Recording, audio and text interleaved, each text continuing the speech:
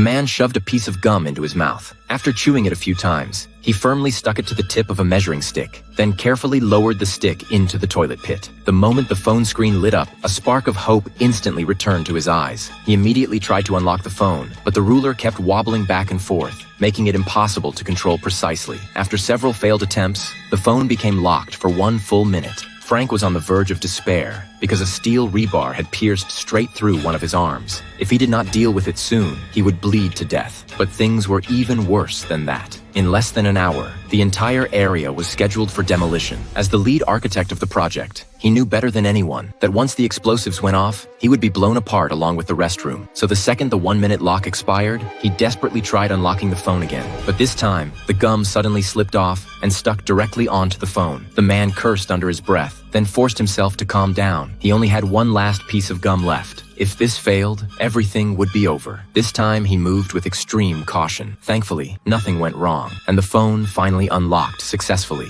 Frank nearly burst with excitement, immediately trying to call his wife, but his hand slipped, and he accidentally dialed his friend instead. Luckily, that was not entirely a bad thing. His friend was holding a press conference nearby, meaning he could arrive much faster. The moment the call connected, Frank hurriedly explained where he was and begged his friend to come rescue him. His friend asked whether he had called the police. After hearing that he had not, he promised he was coming immediately. Not long afterward, Frank heard the sound of a car pulling up nearby. He instantly began shouting for help and slammed his hand against everything around him, trying to get his friend's attention. But what Frank never expected was that his friend had no intention of saving him. Instead, he covered the entire restroom with a large plastic sheet, completely blocking anyone outside from seeing in. Frank could not understand why his friend would do something like this, and overwhelming panic consumed him. A few moments later, he forced himself to calm down again, this time deciding to call the police himself. He quickly dialed emergency services, but right after the call connected, before he could say a single word, the signal suddenly cut out. In desperation, he repeatedly jabbed at the phone, only to accidentally knock it over.